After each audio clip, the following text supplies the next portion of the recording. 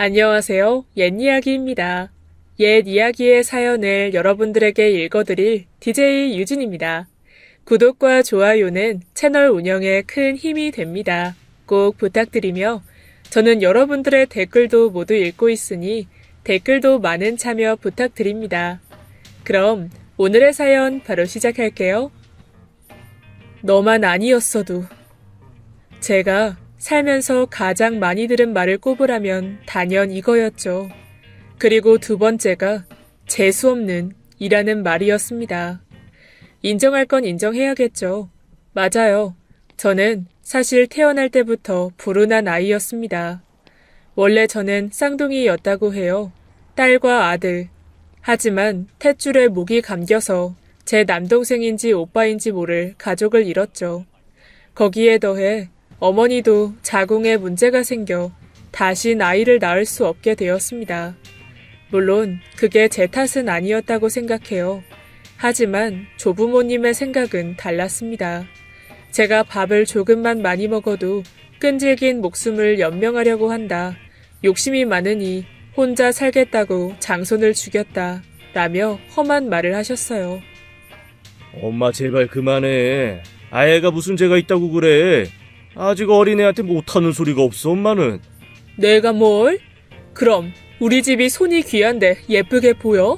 멀쩡한 내 손자 죽이고 혼자 잘 먹고 잘 싸고 잘 살면 그게 곱게 보이겠냐고. 아휴, 얼굴만 보면 속이 뒤집혀서. 여보, 당신이라도 좀 애를 챙겨. 엄마라는 사람이 어째서. 유일한 제 편이었던 아버지는 어머니를 흔들었지만 어머니의 반응이 오히려 더 싸늘했죠. 왜냐하면 할머니가 첩이라도 들여서 아들을 보겠다는 말을 계속했기 때문이었습니다. 이 때문에 어머니는 저를 벌레 보듯이 했어요. 모든 책임이 다 저에게 있다고 생각했습니다. 억지죠. 어린 저도 그 말이 얼마나 억지스러운지 모르지 않았습니다. 그런데 제가 인정한 이유는 확실했죠. 마른 하늘의 날벼락이라는 말 아시나요? 저는 진짜 그 날벼락을 맞았습니다. 그때가 11살인가 12살인가 정확히 기억은 나지 않지만 성묘를 하러 가던 중에 기절했죠. 솔직히 너무 순식간에 일어난 일이라서 기억이 없어요. 손과 발이 의지와는 상관없이 파르르 떨리고 있다는 느낌.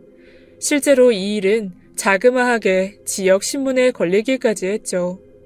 기적적으로 살아난 어린아이, 그 비슷한 제목으로 신발 밑창이 뚫려서 시커멓게 탄 사진과 함께 말입니다.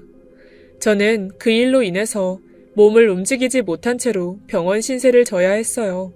전신마비가 온 거죠. 꾸준한 치료와 어린 나이 덕분에 1년의 시간이 걸려 다른 사람들과 크게 다르지 않게 생활하고 걸을 수 있게 됐습니다. 정확히 다른 아이들에 비해서 1년 반이 차이가 나게 되었죠. 학년을 맞추기 위해 반년을 쉬었고 이로 인해 제 인생은 완전히 꼬이게 되었어요. 또래 친구들과 학교를 다니지 못하게 된 것이 생각보다 큰 영향을 줬죠. 친구들이 2살이 많은 저를 언니라고 불렀으니까요. 학교에 전혀 적응하지 못했습니다.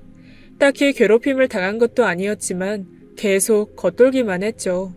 지금은 달라졌겠지만 당시에 학교에서 신체 검사를 할 때는 아이들을 줄 세워놓고 담임 선생님의 주관하에 몸무게와 키, 가슴 둘레를 쟀었습니다.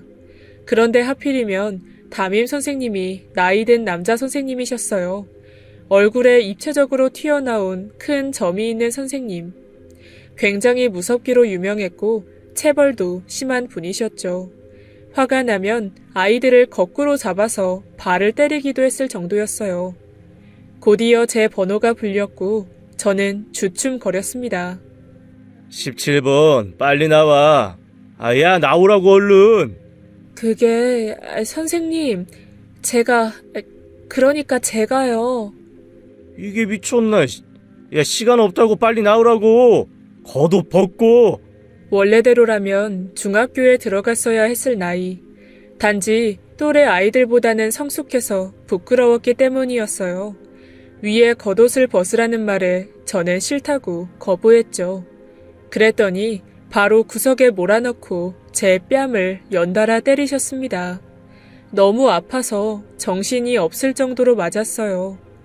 결국 전 앞으로 질질 끌려가서 모든 아이들이 다 보는 앞에서 옷이 벗겨졌고 울면서 가슴 둘레를 쟀죠.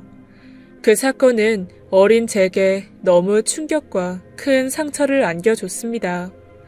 아무래도 소심한 성격에 자신감도 없어졌고 이전부터 자존감도 낮은 아이였기에 공부도 그렇게 잘하지 못하는 그저 그런 아이로 자랐습니다. 이뿐만이 아니었어요. 고등학교를 졸업하고 모처럼 간 가족 여행에서 큰 교통사고가 났습니다.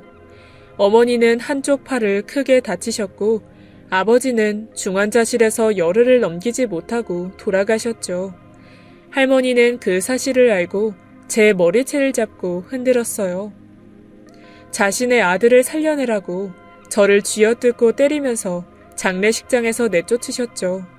그래서 저는 발인해도 함께할 수 없었습니다.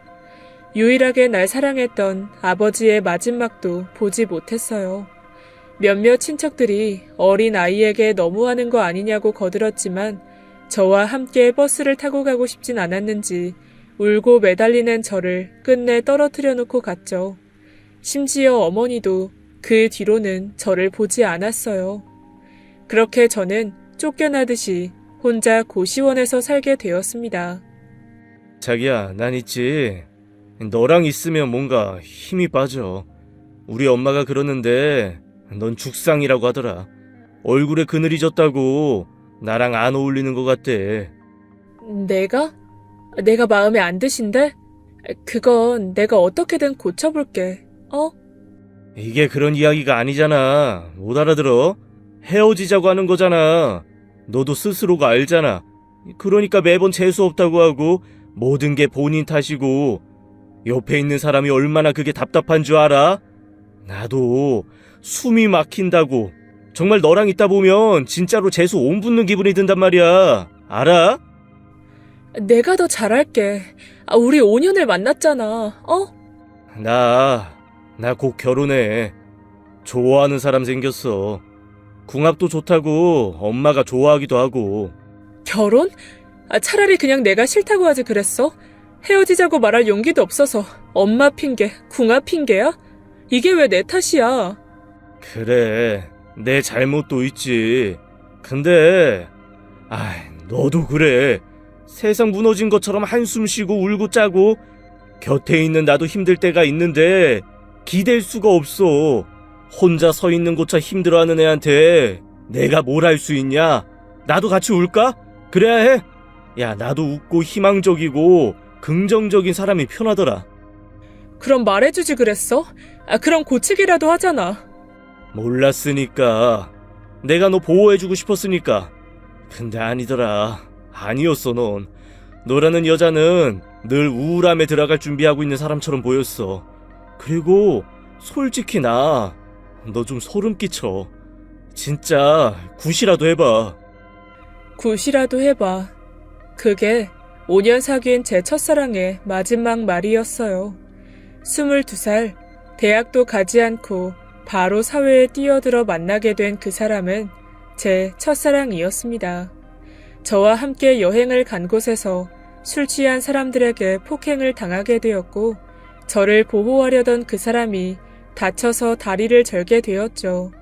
이런 이유들로 직장도 잘렸고 꽤 오랜 시간 백수로 지냈어요.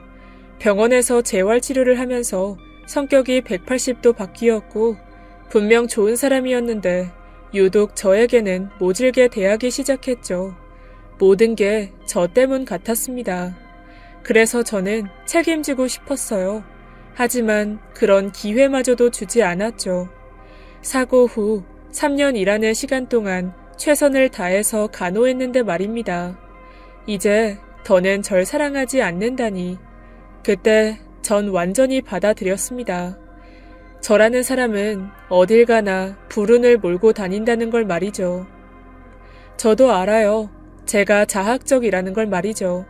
크고 작은 불행 속에서 저를 가장 미워했던 건 부모님도 할머니도 남자친구도 아닌 바로 제 자신이었습니다. 일단 전 다른 사람들과는 너무 달랐죠. 지친 눈빛, 내려간 입꼬리, 푸석한 얼굴. 전 이런 제 자신이 너무나 싫었습니다. 그래서 달라지고 싶었어요. 변하고 싶었죠. 그래서 전 잘못된 선택을 하고 말았습니다. 회사를 옮겨 이직을 하고 이름을 바꿨죠. 그리고 저는 저 자신마저 속이려고 노력했습니다. 새로운 이름을 가진 저는 어린 시절부터 사랑받고 자란 여자아이였고 너무나 밝고 씩씩한 사람이었으며 한없이 긍정적인 성격을 가졌다고 생각했죠. 그렇게 만들어진 가면을 쓰게 된 저는 남편을 만나게 되었습니다. 좋은 직장에 번듯한 남자였죠. 자기는 정말 대단한 것 같아. 부모님이 안 계신데도 씩씩하고 밝고 긍정적인 거 보면 말이야. 그 사람에게 전 고아였습니다. 물론 거짓말이었죠. 어머니는 멀쩡히 살아계셨고 제게 돈을 요구하실 때만 연락이 왔으니까 말입니다. 단칸방에 홀로 나와 살며 재수없다고 내쫓은 딸에게 다 늙어서 효도를 강요하는 어머니. 솔직히 죽었다는 거짓말을 했을 때도 아무렇지 않았어요. 그야 엄마 아빠를 닮아서 그렇지. 부모님께서 내가 우울해하고 울고 하는 걸 좋아하실 리가 없잖아. 나 진짜 자기 만나고 나서 긍정적으로 바뀌는 것 같아. 누구라도 보고 배워야 한다니까. 자기가 최고야. 늘 긴장하면서 연애를 했습니다. 볼 근육이 아플 정도로 바보처럼 활짝 웃어 보였어요. 부들부들 경련하는 입꼬리는 그 사람과 헤어지고 돌아서는 순간에서야 원래의 자리로 돌아갔습니다. 작고 낡은 6평짜리 원룸으로 돌아가 침대에 누우면 온몸이 아팠죠. 몸의 근육이 단단하게 굳어 아플 정도로 신경이 곤두서 있었던 겁니다. 결혼을 보채지 않는 여자, 아쉬울 거 없는 여자, 의심하지 않는 여자, 이성과의 만남에도 관대한 여자. 저는 그런 여자 연기를 하고 있었어요. 그건 제가 아니었죠. 하지만 온통 거짓말로 범벅된 제 모습을 더 사랑해줬으니까 괜찮았습니다. 하지만 결혼까지는 욕심내지 않았어요. 저도 알았죠. 여기까지라는 걸요. 자기는 나랑 결혼하고 싶은 마음이 없어? 결혼? 난 지금 이대로도 너무 좋아. 나 정말 서운해지려고 하네. 괜찮아. 당신 부모님이 반대하시는 결혼 괜히 밀어붙이면서 당신이나 부모님한테 상처 주기 싫어. 더구나 나 알잖아. 결혼에 그렇게 관심 있지 않은 거. 거짓말. 남편의 부모님. 아니, 정확히는 어머니가 절 싫어하셨습니다. 아무리 예쁘게 웃어도 아무리 예쁘게 말을 해도 소용없었죠. 아마도 세월이 주는 축적된 노련함으로 제 진짜 모습을 간파하셨던 것 같습니다. 제 첫인상부터가 마음에 들지 않는다고 하셨다고 들었어요. 하지만 남편은 오히려 결혼을 밀어붙였죠. 오기인지 뭔지는 모르겠습니다. 저를 놓치면 후회할 것 같다고 하면서 고집을 부렸고 시부모님들은 어쩔 수 없이 허락을 하셨죠.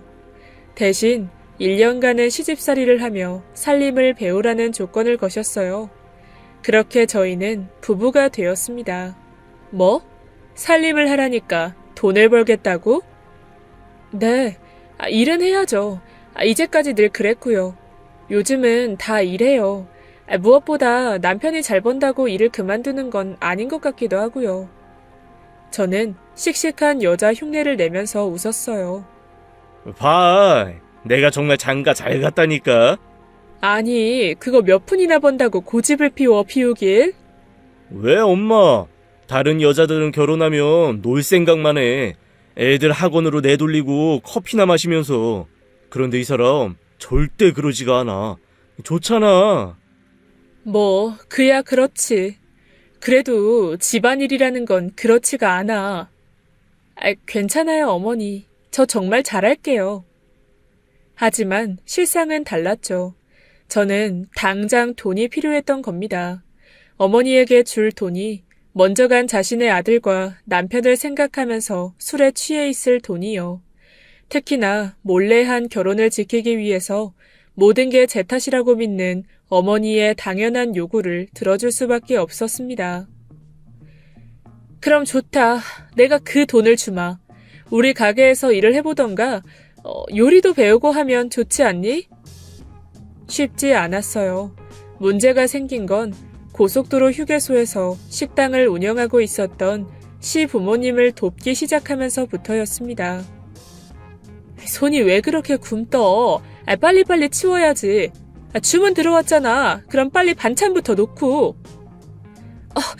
죄송해요. 금방 할게요, 어머님. 웃지만 말고 얼른 하라고. 빨리. 쉬지 않고 몰려드는 손님에 좁은 가게 안에서 몸을 부딪히며 하는 일은 제게 너무 버거웠죠. 그래서 제가 훌륭하게 소화하고 있던 가면은 점점 벗겨지기 시작했습니다. 난생 처음 해본 일에 실수하고 깨먹고 태워먹기 일쑤였죠. 더구나 집으로 돌아와서도 모든 청소와 빨래를 도맡아 하다 보니 피로는 더해졌고 남편에게 이전에는 보이지 않았던 모습까지 보이게 되었습니다. 남편이 싫어하던 여자의 모습, 아니 원래 제가 가지고 있던 모습이었죠. 너무 힘들어서 못하겠어. 그냥 차라리 일을 하지. 당신 어머니는 어떤 줄 알아? 매일 소리 지르고 잔소리하시고. 내가 뭐 직원이야? 아니 아예 노예 취급을 하셔. 그래서 뭐 어쩌라고. 당신 조건 받아들여줬잖아. 솔직히 당신이 뭐가 있어. 직업이 좋길래 학벌이 좋아. 나이 든 시부모님 일 좀 돕는 게 그렇게 짜증낼 일이야? 언제는 부모님처럼 모시고 살고 싶다더니 거짓말이야? 내 말은 그런 게 아니잖아. 해도 너무 심하니까. 나도 밖에서 일하고 왔어. 집에 들어오면 좀 쉬자. 왜 안 하던 짜증에 투정해? 진짜 나도 미치겠다. 술 마시고 들어온 게 일이야? 난 이제야 앉았어. 당신도 좀 도와주던가. 나 혼자 이 큰 집 빨래며. 그만 좀 해. 그래서 이혼이라도 하게? 요즘 당신 정말 많이 변했어. 인상만 쓰고 웃지도 않고. 솔직히 굉장히 힘들었습니다. 불행 중에 만난 행운이라고 생각했던 남편조차 제 편이 아니었죠. 딱 1년만 참고 살면 그만이라고 했지만 막상 그때가 되니 말이 달라지더라고요. 전 점점 무너져가기 시작했죠. 다시 이전처럼 저는 돌아가고 있었어요. 저 자신이 불행하다는 걸 이야기하기 시작했고 재수없다는 말을 썼으며 우울함을 그대로 드러냈죠. 저를 보고 한숨만 쉬는 남편에게 이혼하자는 말도 꺼내지 못했습니다. 뱃속에 그 사람 아이가 있었기 때문이었어요. 적어도 제 아이만큼은 저처럼 불행하지 않기를 바랬죠. 아가, 딸이든 아들이든 난 무조건 널 사랑할 거야. 불행도 유전일지 모르겠습니다. 결국 저는 몇 달이 지나지 않아 아이를 잃고 말았죠. 충분한 휴식을 취하지 못하고 일을 계속해온 까닭이었습니다. 아이를 가졌을 때도 많이 움직여야 아이가 건강하고 운동이 된다며 시어머니께서는 제게 집안일 전부를 시켰죠. 허무함과 미안함에 저는 그날 너무 많이 울었어요. 그리고 그런 상황에 남편도 정신을 차렸는지 분가를 결정했죠. 오래되긴 했지만 아파트 봐뒀어. 우리 나가자. 일도 잠깐 줬고 부모님께는 내가 잘 말씀드릴게. 아파트? 우리 시댁에서 나가는 거야? 그래. 이제 충분히 살림 배웠잖아. 새로 시작해보는 거야. 신혼처럼 말이야. 딱 3년 만에 저희 부부는 시댁에서 나왔습니다. 제가 결혼자금으로 모아뒀던 돈과 남편의 돈을 더해서 서울 외곽에 20년 된 아파트에 들어갔어요. 꿈에 부풀어서 하루에 한 번씩 볼을 꼬집어보는 행복을 태어난 지 33년 만에 느끼게 되었죠. 누가 시키지 않아도 방을 쓸고 닦았어요.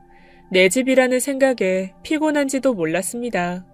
이제 나도 정말 평범하게 살 수 있겠다 하는 생각이 들었죠. 하지만 너무 안심을 했던 탓일까요? 분가한 지 반년이 조금 지났을 때 남편이 제 어머니의 전화를 받고 말았습니다. 그저 제게 전해주려고 대신 받은 전화 한 통으로 제 어머니가 살아있다는 걸 들키고 말았죠. 진짜 미쳤구나. 당신 미쳤어. 아무리 그래도 살아있는 어머니를 죽었다고 이야기한다고? 그게 말이 돼? 일부러 그런 건 아니었어. 결혼을 하게 될 줄은. 아무리 그래도 이건 아니지. 그거 말고 또 속인 거 없어? 내가 미안해. 하지만 그게 전부야. 그 이상은 그래, 없진 않아. 전 제가 속였던 모든 과거를 실토했습니다. 어린 시절 방임되어 길러졌다는 것, 어머니가 알코올 중독자라는 것, 남자친구가 떠났다는 것, 성격을 바꿨다는 것까지 말이죠. 애초에 속였던 부분에 대해서는 제 잘못을 인정했고 잘못했다고 빌었습니다. 어쩔 수 없었다고, 살고 싶었고 사랑받고 싶었다면서요. 하지만 남편은 쉽게 용서하진 않았죠. 소름 끼쳐. 당신 소름 끼친다고. 어머니가 하신 말이 다 맞았어. 부모님 사랑받고 자랐다기에 너무 어둡다고, 그늘 졌다고 하더니. 그늘이 뭐, 그게 뭐 어때서? 저는 소리를 꽥 질렀습니다. 눈물이 쏟아져 나왔죠. 그늘, 그게 대체 뭐라고? 그 뒤로 남편은 제게 말 한마디도 걸지 않았습니다. 우리 부부 사이에는 균열이 가기 시작했죠. 그리고 그 불길한 균열은 다른 곳에도 시작되었어요. 그건 바로 저희의 아파트였습니다. 이사 오기 전에 도배와 장판을 이전 주인이 해주고 갔는데 몇 달을 지내다 보니 하자가 나타나기 시작했어요. 일단 곰팡이가 문제였죠. 근본적으로 집안 곳곳에 약간의 누수가 있었습니다. 이 때문에 천장부터 시작되어 곰팡이가 번져나가고 있었던 겁니다. 천장부터 엉망이네. 지하 주차장도 벽에 금 가서 물 나오더라. 재수가 없어도 정말 진짜 지긋지긋하다. 정말 당신. 이게 왜 나 때문이야? 아파트도 당신이 계약했어. 그리고 제대로 알아보지 않고 사자고 한 것도. 이쯤 되면 본인이 문제라는 생각 더 안 들어? 그 남자가 왜 널 버렸겠어? 장애인 된 거라며. 내가 서둘러서 계약을 진행했는데 그게 내 탓이야? 당신이 주구장창 울고 짜고 하니까 나온 거 아니야? 남편은 허락이라도 받았다는 듯이 모든 책임을 저에게 전가하기 시작했어요. 그리고 잘 다니고 있던 제약회사까지 휘청거리자 그 일이 시어머니 귀에 들어가는 건 얼마 걸리지 않았죠. 제게 노골적으로 이혼을 종용하더군요. 그래도 버텼습니다. 하지만 남편이 보란듯이 다른 여자와 함께 저희 집에 왔을 때 포기했죠. 저는 당장이라도 이 불행의 근본적인 원인을 끊어내고 싶었어요. 그래, 이혼하자. 이혼해줄게. 됐어? 잘 생각했어. 내가 이 집 줄게. 위자료라고 생각해. 이 정도면 나 꽤 좋은 사람 아니냐? 이 집도 너한테 과분하잖아. 그 사람은 선심을 쓰듯이 제게 곰팡이가 가득 핀 집을 넘겨줬죠. 애초에 처분이 쉽지 않다는 걸 알아보고는 위자료 대신에 이 집을 주고 떠날 요량이었던 거였습니다. 너 그렇게 살지 마라. 알겠니? 어디 재수없이 결혼을 해서 우리 아들 인생 꼬이게 만들어. 멀쩡하게 살아있는 엄마도 죽였다고 하는 며느리. 차, 너 아주 독하고 모질구나. 처음부터 내가 뭘 했니? 뭔가 소름 끼치고 찝찝하다고 했잖아. 엄마 말 들으랬지? 그러게. 저 여자 만나고 나서 나도 되는 일도 없어. 이 땅 거지 같은 집에서 살지를 않나. 최악이었어. 이 아파트 주는 것만 해도 감사한 줄 알아. 알겠니? 싫어요. 적어도 어머니는 그런 말 하시면 안 되죠. 저 3년을 꼬박 일했어요. 그런데 돈 한 푼 주셨어요? 주말도 없이 일했고 집안일까지 다 제가 했어요. 그리고 이 집 살 때 제 돈이 절반이었고요. 근데 제가 왜 고마워해야 하는 건데요? 대체 뭐가 고마운 건데요? 몸을 떨면서 울먹이는 저를 보고도 시어머니는 혀를 찼습니다. 꼴을 보니 정말 오던 복도 다 날아가겠다. 이래서 팔자 도둑질은 못하지. 넌 그냥 평생 혼자 살아라. 전 결국 이혼을 당하고 말았습니다. 제 모습을 꼭 닮은 그 아파트에 홀로 지내면서 저는 죽기로 결심했어요. 전 누구보다 행복하게 살고 싶은 것도 아니었죠. 그냥 평범하게 살고 싶었던 게 전부였습니다. 하지만 그것도 저에게는 사치였던 거였죠. 그래서 전 그날 이후에 수면제를 모으기 위해서 정신과를 다니기 시작했습니다. 가자마자 바로 얻을 수 있을 줄 알았는데 그건 아니더군요. 각종 검사를 받고 상담도 하게 되었죠. 어쩌다 보니 속 이야기를 다 털어놓게 되었습니다. 어차피 떠나려고 결심한 마당에 저도 한 번은 솔직해지고 싶었거든요. 네? 어머니를 데리고 오라고요? 네, 가족이 근본적인 원인이라고 할 수 있어요. 이런 경우에 가족들의 문제도 진단을 해보면 좋습니다. 그러면 수면제를 처방해 주시나요? 상담 후에 진행해 드리도록 해보죠. 자꾸만 늦춰지는 처방에 저는 조바심을 냈고 난생 처음으로 어머니에게 직접 연락했죠. 딱 잘라 싫다는 어머니에게 술값을 주겠다고 하면서까지요. 다행히 약속은 지켜졌습니다. 어머니와 의사는 한참 동안 상담을 했고 제게는 수면제가 처방되었어요. 그런데 문제가 생기고 말았죠. 어머니가 저의 집으로 들어오겠다고 고집을 피우기 시작한 겁니다.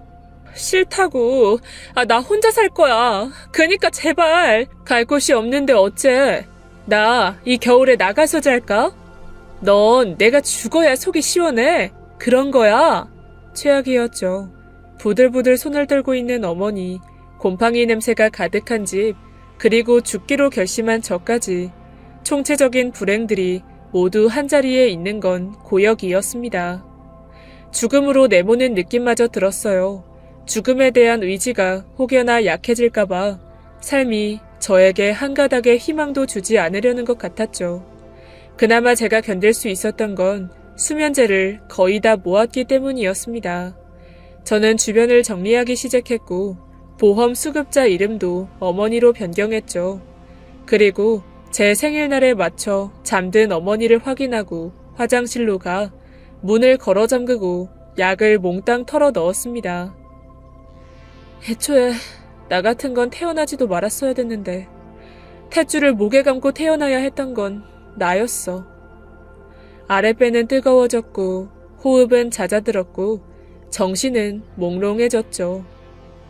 제 숨소리, 심장소리가 귀에 울렸고 점점 멀어지기 시작했어요.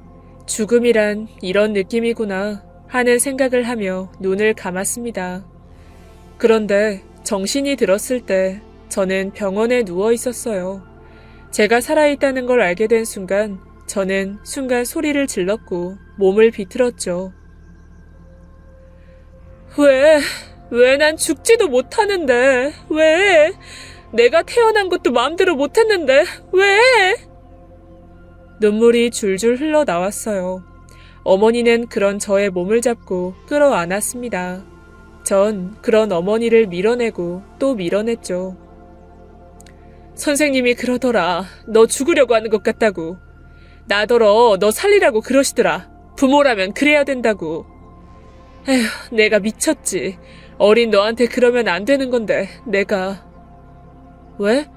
술값 줄 딸이 없어지면 싫어서 그래? 그러냐고. 어머니는 입술을 꽉 깨물고는 제 뺨을 툭 치셨습니다. 의지와는 상관없이 떨리는 그 손에는 힘조차 실리지 않는 듯 했죠. 내가 왜 손이 떨리는데? 나 술 안 먹었어. 너 죽는다고 하니까 정신이 들더라. 나도 애미야. 이제부터라도 내가 엄마 노릇 할 테니까. 에휴, 제발 죽지는 마. 어머니는 제 앞에서 무릎을 꿇고 비셨습니다. 그 병실 안에는 어린 시절 저를 외면하던 젊은 여자의 모습은 보이지 않았어요. 바짝 말라 등이 굽이굽고 눈밑이 불룩한 한 늙은 여자만 있었죠. 실제로 병원을 나온 뒤 어머니는 저를 돌보기 시작했습니다. 마치 초보 엄마처럼 눈치를 보고 안절부절하면서 굉장히 서툴지만 저를 위해 분명하게 노력하고 계셨죠. 꾸준히 병원도 갔고 약물 치료도 받기 시작했습니다. 확실히 어머니는 달라져 있었어요. 하지만 몸의 상태는 갈수록 나빠졌죠. 식은땀을 흘리기도 하고 혼잣말을 중얼거리기도 했습니다. 정신과 의사 선생님은 제게 알코올 중독을 이기는데 엄청난 고통이 있음을 가르쳐 주셨죠. 어머니는 노력하고 계세요. 이제 따님 차례죠. 그렇게 우리는 조금씩 서로에 대해서 알아가게 되었습니다. 엄마, 나 얼굴에 그늘이 있어? 있지. 시원한 그늘이 있지. 시원한 그늘? 더우면 쉬었다가 가는 그 그늘 말이야. 아, 진짜 장난치지 말고 진짜 진지하게 묻는 거야. 사람이 어떻게 계속 밝을 수가 있어. 빛이 있으면 그림자도 있다고 했어. 넌 대신 다른 사람들이 얼마나 아플지 공감도 하고 이해도 하잖아. 그지? 아파본 사람만 아픈 걸 이해하는 법이야. 시원한 그늘. 그 말을 듣고 저는 눈물을 터뜨리고 말았죠. 아니, 얘가 왜 갑자기 울어? 어? 진즉에 그렇게 말해주지. 엄마가 미안하다. 엄마도 제정신이 아니었어. 그게 뭐라고 별것도 아닌 말이 제게는 굉장한 위로가 되어 주었습니다. 그리고 동시에 제게 꿈을 심어 주었죠. 아파본 사람만이 이해할 수 있는 아픔. 전 상담사 자격증을 땄어요. 그리고 민간 자격증에서 아동 상담사 자격증도 취득했죠. 정확히 어디라고 말할 수는 없지만 저는 상담 관련 일에 취업도 성공하게 되었습니다. 그게 딱 3년 전 일이 되었어요. 어머니는 여전히 치료를 꾸준히 받고 계시죠. 일을 하면서 1년 전 만나게 된 좋은 사람도 생겼습니다. 이전의 연애처럼 조급하게 굴지도 거짓말을 하지 않아도 제 있는 그대로의 모습을 사랑해주는 사람이죠. 그리고 2달 전쯤 우연히 제 첫사랑을 길에서 만나게 되었습니다. 서로의 곁에는 다른 사람이 있었지만 저는 웃으면서 인사했죠. 많이 좋아 보인다. 편해 보여. 나 지금은 굉장히 편해. 넌 어때? 지금은 행복하니? 뭐 남들이랑 같지.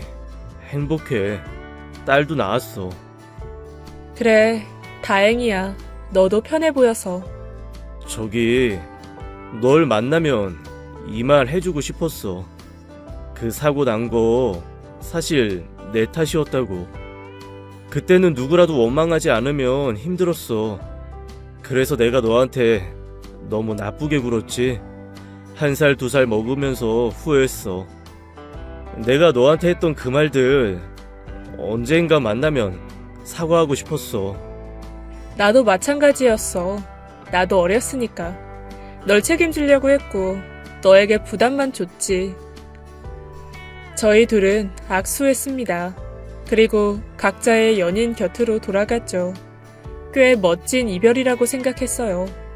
하지만 전 남편과의 재회는 그다지 멋지지 않았습니다. 집값이 폭등하게 된 최근에 저희 집까지 찾아와 난동을 부리더군요.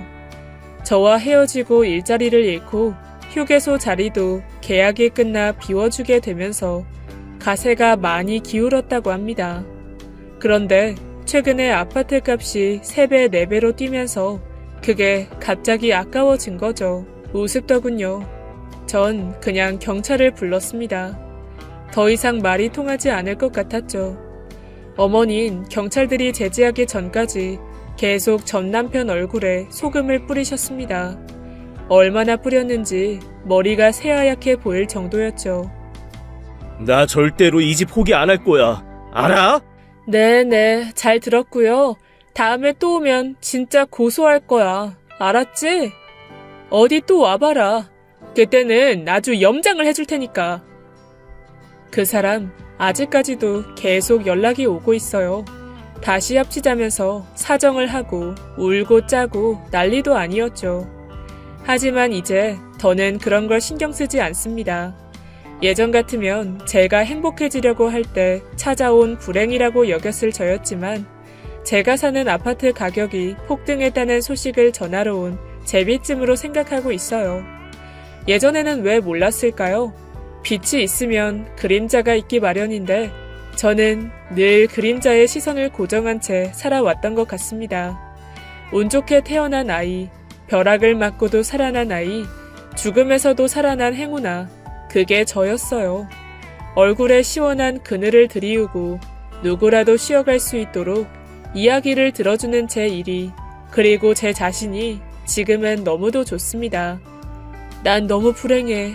난 운이 없어. 왜 남들과 난 다르지? 하며 혹시나 저와 같은 생각을 하시는 분들에게 말하고 싶어요. 불행의 원인은 늘 자신에게 있다는 걸 말입니다. 몸이 굽으면 그림자도 굽는 게 당연한 건데 계속 그림자의 탓만 하실 건가요?